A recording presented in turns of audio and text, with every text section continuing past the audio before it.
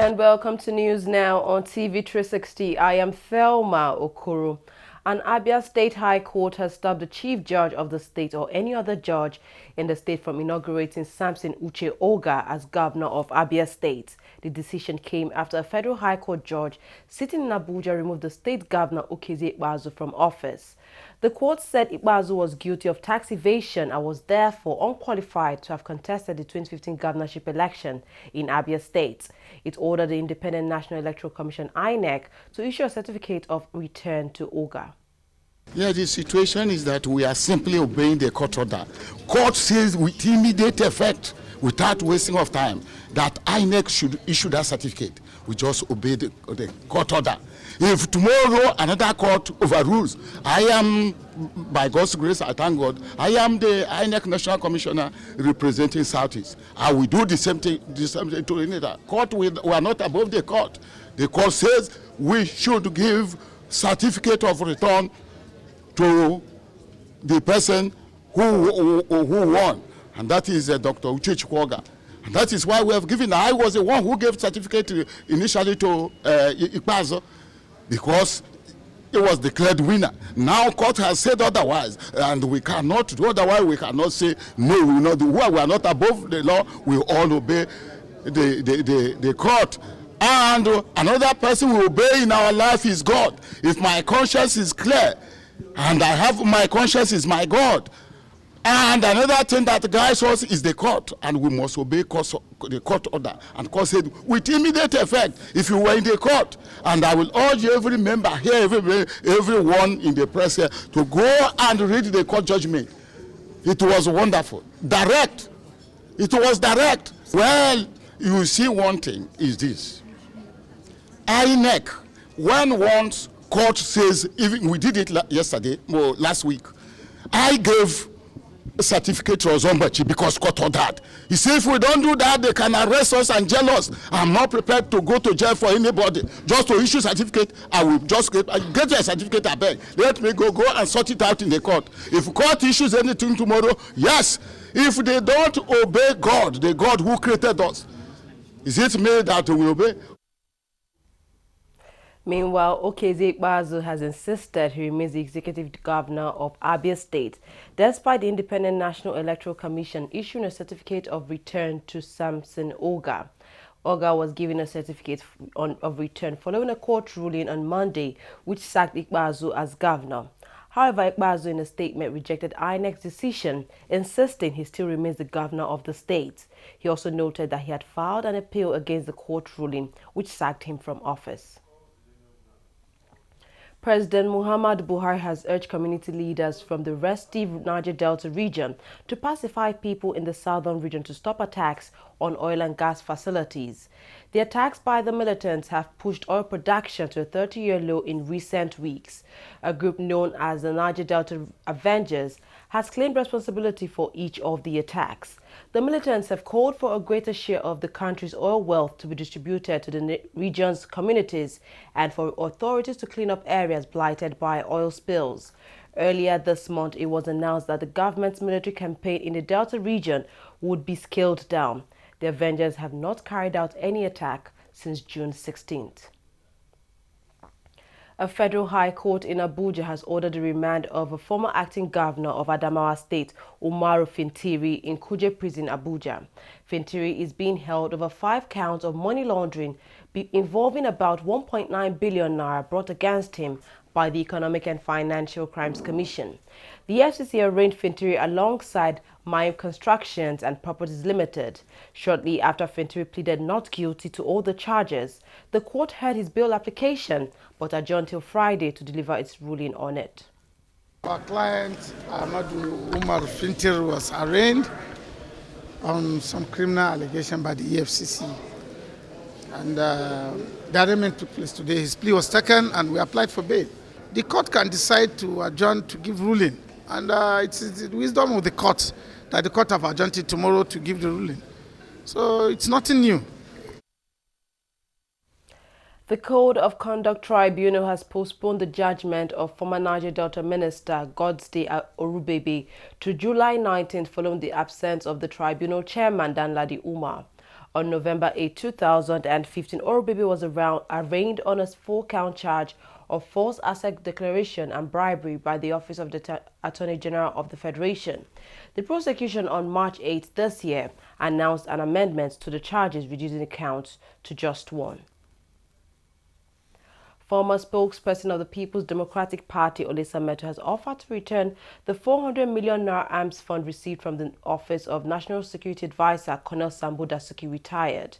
Metu is currently standing trial bordering on criminal breach of trust, corruption, money laundering, and for allegedly receiving the money.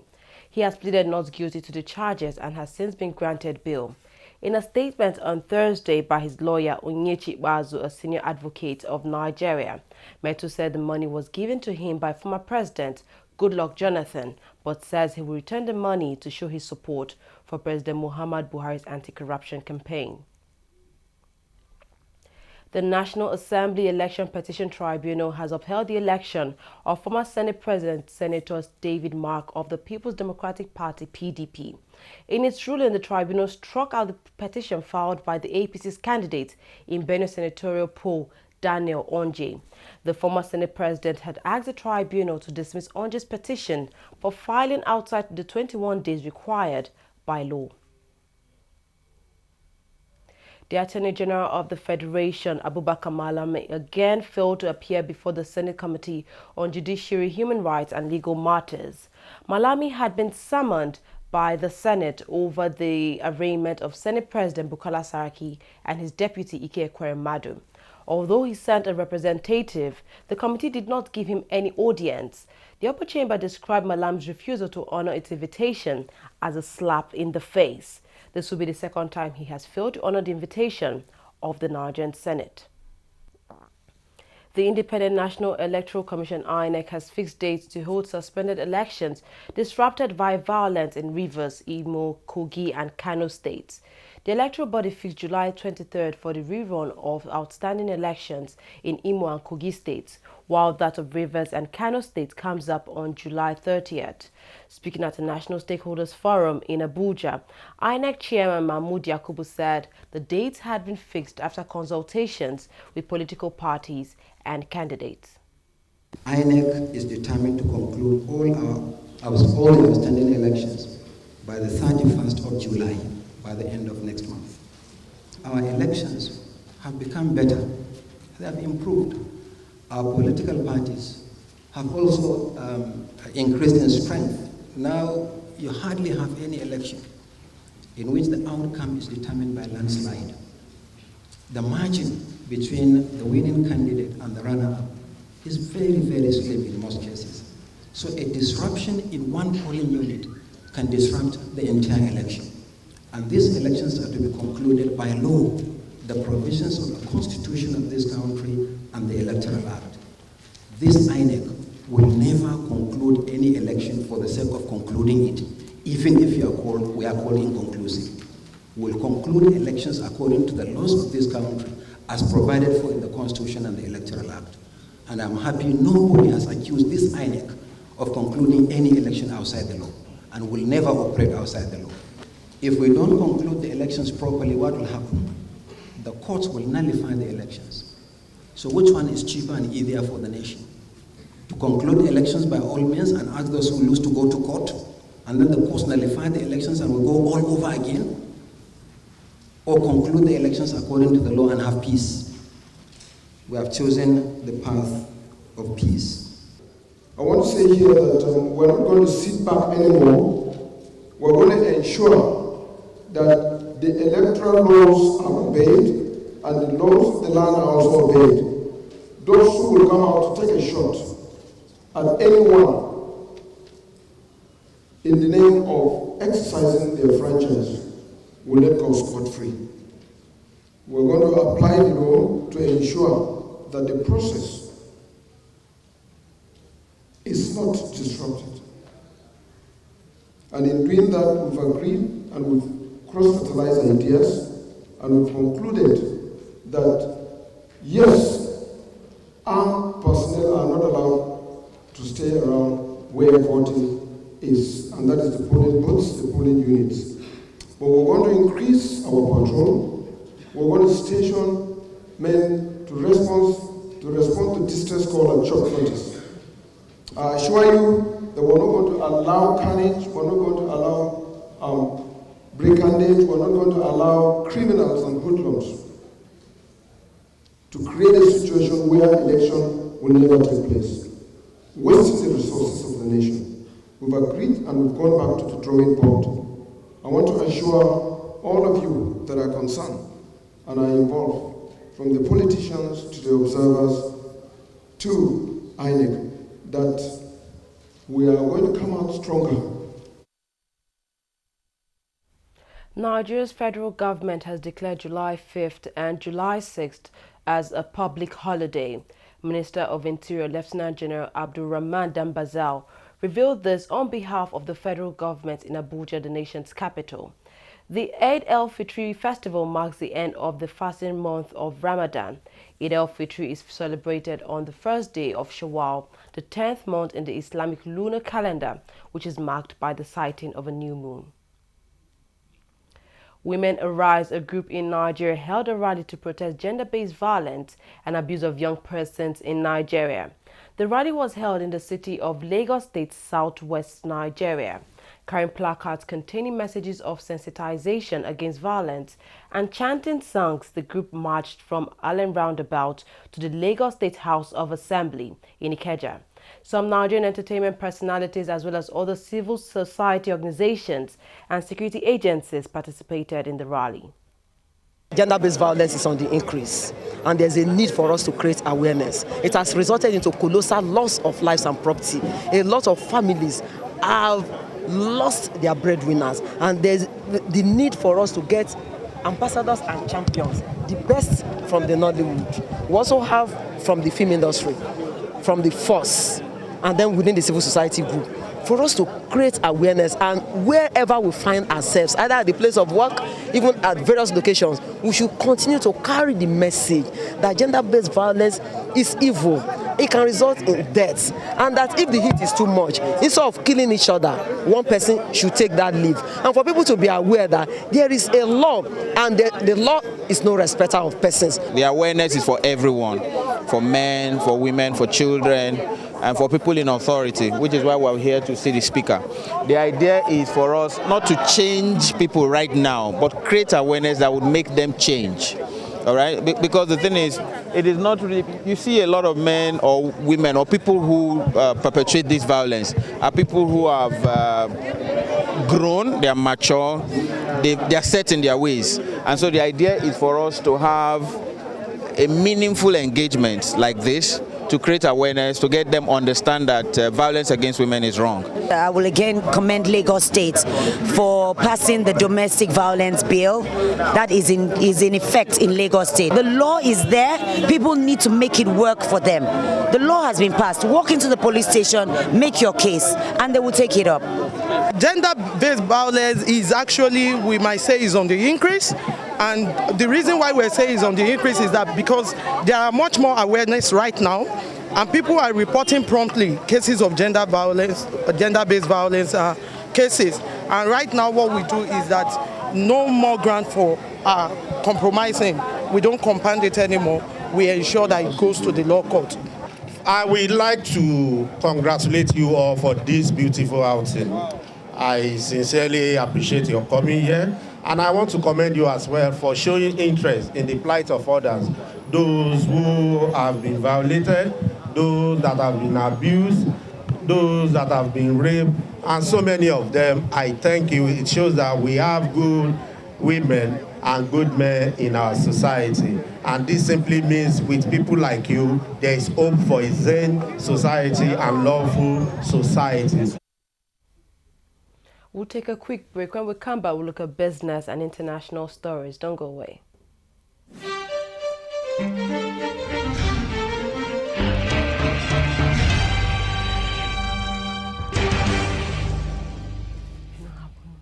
Corruption not in my country. Hello? Yeah, I found your wallet in front of a supermarket. Meet me at Apple Junction. Yes, I'll be waiting for you. Now we find out. Two of us. Thank you very much, officer. You know, it's surprising that men like you still exist in the police force. Yes, so. Oh, yes. This is just a token of my appreciation. Oh, no, you don't need to do this. We are only doing our job. Thank you very much. God bless you. You're welcome. Now I know police is really my friend. Yes. Friend. Hey. Okay, which came up with this one? I don't understand. You know your problem. You are greedy. I'm a policeman who is doing his job. All forms of corruption in the force, not in my country. Corruption not in my country. From the multi-award-winning filmmaker. What were you doing at the beach resort? The first ever Pan-African movie. We've all met at company retreats in the past before. Each one with a mission and a strategy to determine who will be the next CEO. I googled you last night. I came up with nothing. Nada. I'm off the grid. I fly below the signal. Coming to the cinemas from the 15th of July, 2016. 10 VIP CEO premiere tickets and 20 autographed DVDs up for grabs when you pay for the OLX Do It For Me service from 6th of June to 1st of July 2016. Visit olx.com.ng to book a champ now. OLX, sell it!